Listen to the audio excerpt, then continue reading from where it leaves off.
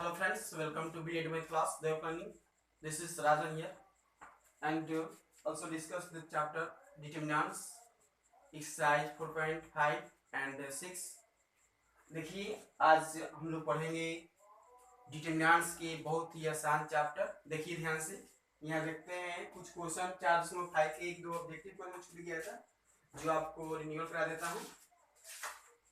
जैसे था एक क्वेश्चन कि क्वेश्चन नंबर 17 था कि यदि A 3x3 कोटि का वर्गावयव, कौन अवयव वर्गावयव है तो adjoint A equal to what. तो आपको ये बहुत सिंपल क्वेश्चन है, ये आपको मालूम होना चाहिए। जैसे डिटरमिनेंट्स ये दिया है, डिटरमिनेंट्स ए स्क्वायर दिया है, डिटरमिनेंट्स ए क्यूब दिया है और 3 डिटरमिनेंट्स ए दिया और n क्रॉस n का रहता है तो एडजॉइंट ए का जो वैल्यू होता है डिटरमिनेंट्स ए का पावर n-1। मतलब कि जितना भी n क्रॉस n का होगा तो उसमें से हम एक कम कर देते हैं। जैसे यहाँ पर 3 है तो 3 में से एक कम कर देंगे तो डिटरमिनेंट्स a का पावर 3 - 1 या डिटरमिनेंट्स a का पावर क्या हो जाएगा 2, यानी 2 वाला ऑप्शन बी हम लोग का फाइनल रिजल्ट होगा। ये ऑब्जेक्टिव क्वेश्चन भी ऑब्जेक्टिव है। इसके बाद एक और क्वेश्चन दिया इसी टाइप का, क्वेश्चन नंबर 17 18। देखिए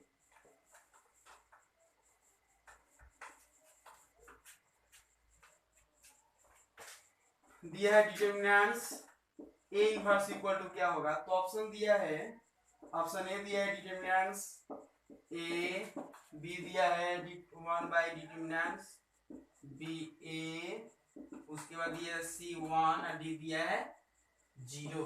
आपको मालूम होना चाहिए डिटरमिनेंट्स A इक्वल टू होता है 1 बाई डिटरमिनेंट्स A, तो ऑप्शन बी हम लोग का फाइनल आंसर होगा। चलिए इसके बाद हम आपको लेके चलते हैं दो चर वाले रैखिक समीकरण जो 10वीं क्लास में आप पढ़ चुके हैं। उसी क्वेश्चन को या 3 चर वाले रैखिक समीकरण को हल करने का जो भी आप तरीका पढ़े हैं हम आपको 12वीं क्लास में एक मेथड्स के माध्यम से बनाएंगे जो इसमें इसका सहारा लिया जा सकता है इनवर्स का। ये देखिए आप लोग कैसे बनता है सारे क्वेश्चन।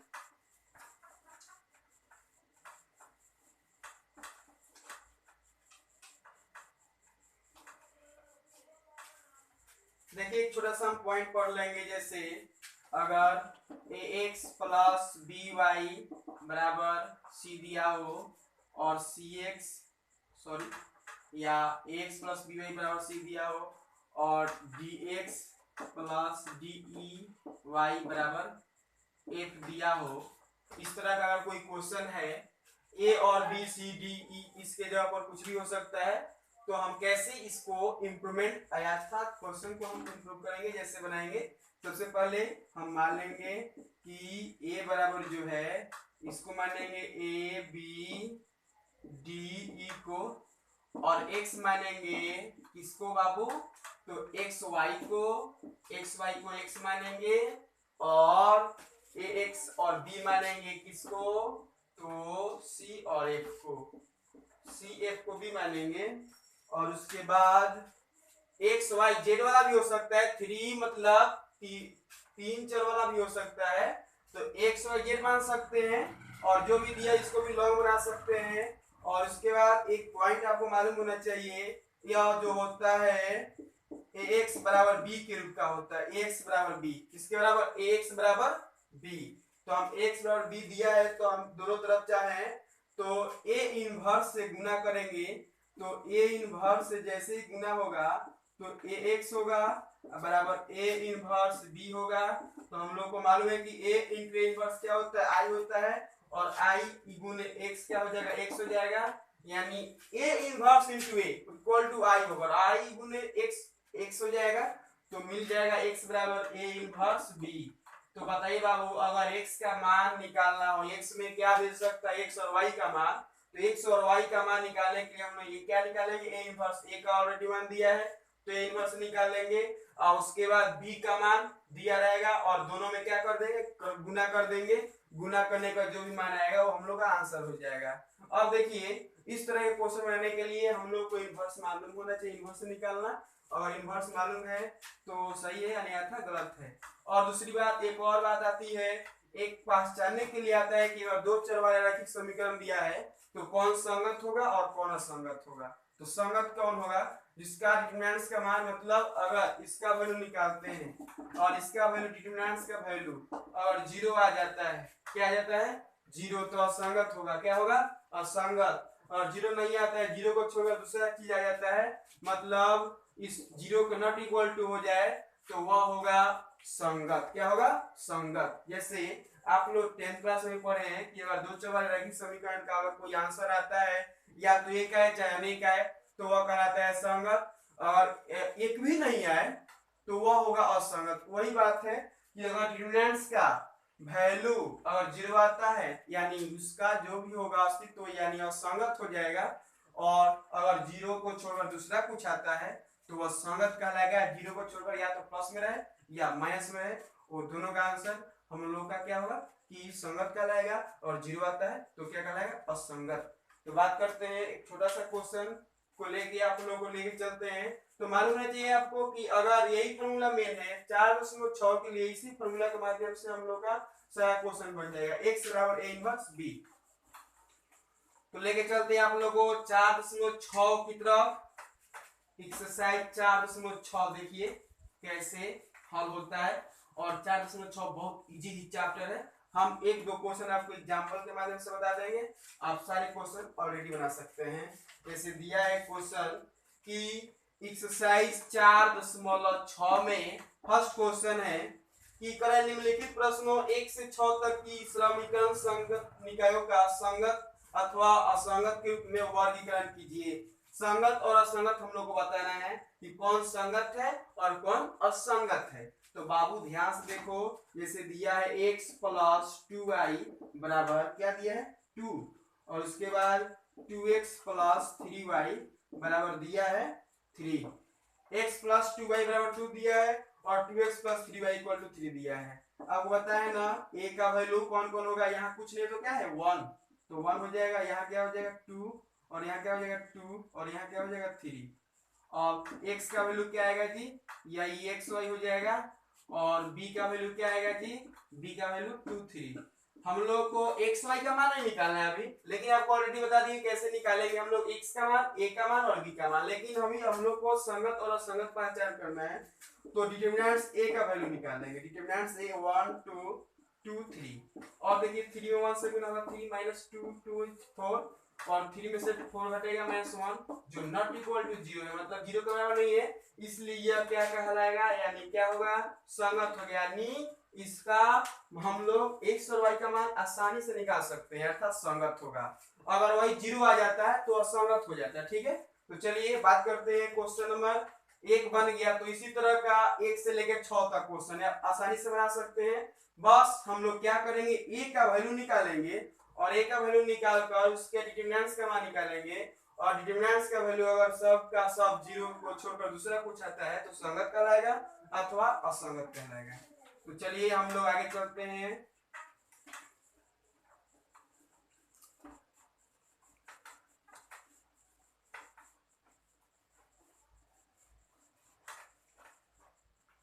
क्वेश्चन नंबर 2 भी बन जाएगा, 3 भी बन जाएगा, 4 देख लेते हैं। 4 क्या है देखिए,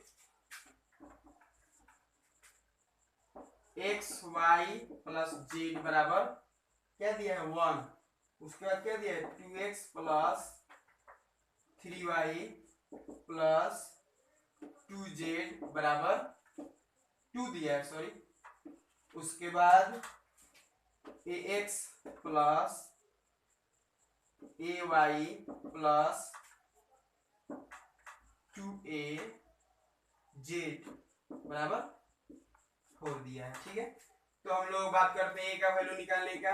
तो a का वैल्यू क्या होगा जी, 1 1 1 2 3 2 a 2 2a। ठीक है, अब हम लोग क्या करेंगे, किसको हल करेंगे, डिटरमिनेंट्स का वैल्यू निकालेंगे। और डिटरमिनेंट्स का वैल्यू 0 को छोड़ा दूसरा कुछ आता है, सही होगा। तो ऑलरेडी पहले हम क्या करते हैं, यहाँ से ये निकाल लेते हैं, ये बाहर हो सकता है क्योंकि डिटरमिनेंट्स में है, तो ये बाहर लिख देते हैं हम लोग 1 1 1 2 3 2, उसके बाद 1 1 2। ठीक है, अब हल करेंगे।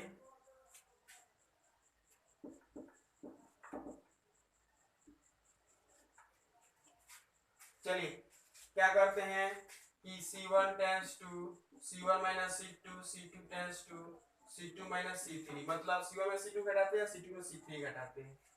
तो पहले हम लोग ये लिख लेते हैं। चलिए 1 में से 1 जाएगा 0, 2 में से 3 जाएगा -1, 1 में से 1 जाएगा 0, उसके बाद 1 में से 1 जाएगा 0, 3 में से 2 जाएगा 1, 1 में से 2 जाएगा -1, उसके बाद 1 2 2।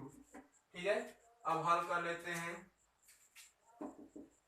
ए, और इसके अनुसार हल करें, इसके अनुसार तो ये वाला बंद और ये वाला बंद, तो -1 में गुना होगा तो 1 आएगा, और 0 में 1 से गुना होगा 0 आएगा, तो ए आ गया, यानी ए नॉट इक्वल टू 0, इसलिए अब क्या कहलाएगा, संगत। क्या कहलाएगा जी, संगत। और उसी में अगर 0 नहीं आता, दूसरा कुछ आ जाता तो क्या कहलाता, असंगत। इसलिए यहाँ पर ए क्या है, संगत है, और 0 आ जाता तो क्या कहलाता, असंगत। चलिए आगे चलते हैं। तो उसी तरह का क्वेश्चन नंबर 5 है।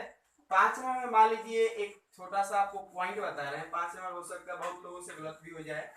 5 में बस आपको ए का वैल्यू निकाल देते हैं, आप लोग बना सकते हैं। जैसे दिया है 2x minus Y minus 2z बराबर 2 दिया है, उसके बाद 2y माइनस जेड बराबर दिया है -1, उसके बाद दिया है 3x माइनस 5y बराबर 3 दिया है। बहुत से लड़के क्या करते हैं, यहाँ पर गलती कर बैठते हैं। इसमें तो आप लोग बता सकते हैं यहाँ 2 है, यहाँ कुछ नहीं, तो क्या है जी 1 है, और यहाँ क्या है -2 है, तो लिख सकते हैं 2 -1 -2। ठीक है, लेकिन यहाँ पर आने के बाद गलती कर बैठते हैं ये कि x का वैल्यू नहीं दिया है, और x का वैल्यू क्या रखना होगा, अपने से रखना होगा 0x, तो 0 लिखेंगे, यहाँ लिखेंगे 2 लिखेंगे, और यहाँ क्या लिखेंगे -1, और यहाँ तो x का मान दिया, y का मान दिया, लेकिन z का मान नहीं था, तो z का मान नहीं था, तो z का मान 0 हो जाएगा, यानी 3 -5 0। अब आप लोग हल कर सकते हैं इसका, डिटरमिनेंट्स का वैल्यू 0 आता है तो असंगत, और 0 को छोड़ दूसरा कुछ आता है तो संगत। ठीक है, तो हम बात करते हैं क्वेश्चन नंबर 7, क्योंकि 7 से लेकर 14 तक आप एक ही तरीके से बना सकते हैं। क्वेश्चन नंबर 7 देख लेते हैं।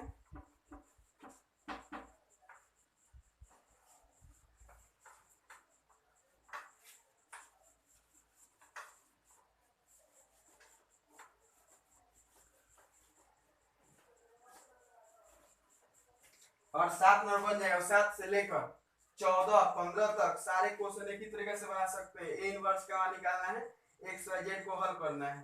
तो देखिए 7 नंबर क्वेश्चन हम बनाते हैं। एक जैसे दिया है 5x प्लस 2y बराबर 4 दिया है, उसके बाद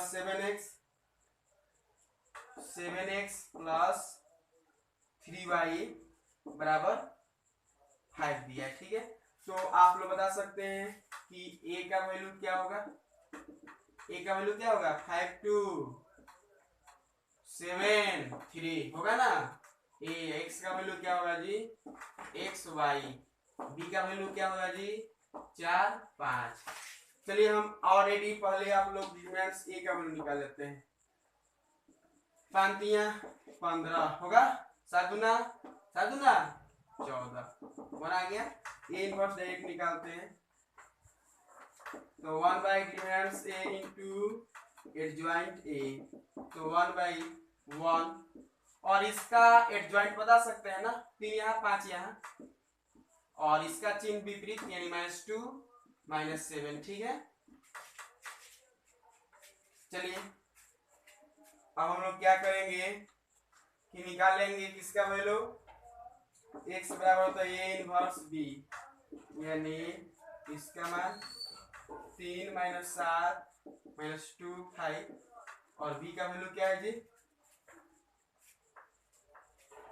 4 5। चलिए हल करते हैं। हल करने के बाद देखिए क्या होता है, गुणनफल समझिए ऐसे, तो 3 में 4 से 4 12, अब 5 में 10, प्रथम से अब दूसरा शुरू करेंगे, 7 चौक 28, अब 50 25, यानी 2, और 25 में से -3, देखिए ध्यान से इसको मिटाते हैं। यहाँ पर मिला हम लोग को x का मान क्या है xy है, तो xy और क्या मिल गया हम लोग को 2 - 3 मिल गया ना, यानी हम लोग का आंसर आ जाएगा। अब तुलना कर देंगे तो x का मान क्या आ गया 2 और y का मान क्या आ गया -3, ये रहा हम लोग का आंसर। तो इस तरह आप क्वेश्चन नंबर 7 से लेकर 14 15 तक बना सकते हैं। लास्ट 16 नंबर क्वेश्चन आज के लिए इस तरह ये प्रश्नावली में समाप्त हो जाएगा। इसके बाद अगला चैप्टर शुरू करेंगे हम बहुत जल्द, कंटिन्यूटी चैप्टर शुरू होगा। इसके बाद आप लोग विविध प्रश्नावली बना सकते हैं। अगर कोई क्वेश्चन आपको डाउट होगा तो आप कमेंट जरूर कीजिए, और कमेंट या व्हाट्सएप के माध्यम से आप पूछ सकते हैं अगर कोई क्वेश्चन में डाउट होगा तो। लास्ट क्वेश्चन आज के लिए दिया है कि 4 केजी प्याज 3 केजी गेहूं, क्वेश्चन नंबर 16 15 तक आप बना सकते हैं। क्वेश्चन नंबर 16 देखिए दिया है कि 4 केजी प्याज 3 केजी गेहूं और 2 केजी चावल का मूल्य 60 रुपया है। 2 केजी प्याज 4 केजी गेहूं और 6 केजी चावल का मूल्य 90 रुपया है। 6 केजी प्याज 2 केजी वही है, उसके बाद गेहूं और 3 केजी चावल का मूल्य 70 रुपया है। तो आधी विधि से तो हम मान लेते हैं क्या कि प्रत्येक जो भी है, प्याज है वो भी 100 रुपये केजी है, उसके बाद गेहूं भी वाई रुपये केजी है, और चावल जेड रुपये केजी है।